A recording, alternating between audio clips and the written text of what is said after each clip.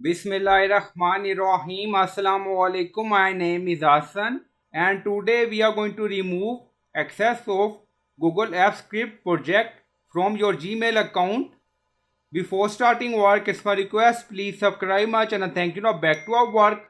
So we are using Google Sheet and we give permission to some of our document or project, but now we are going to remove access from our Gmail account. So we are in Google account security. Now you see we are in security setting, and then you see your connection to third party apps and services, and then you see all connection. So click on it, and then you see we are in third party apps and services. Now you see filter by. So this is our untitled project for Google Apps script we are using.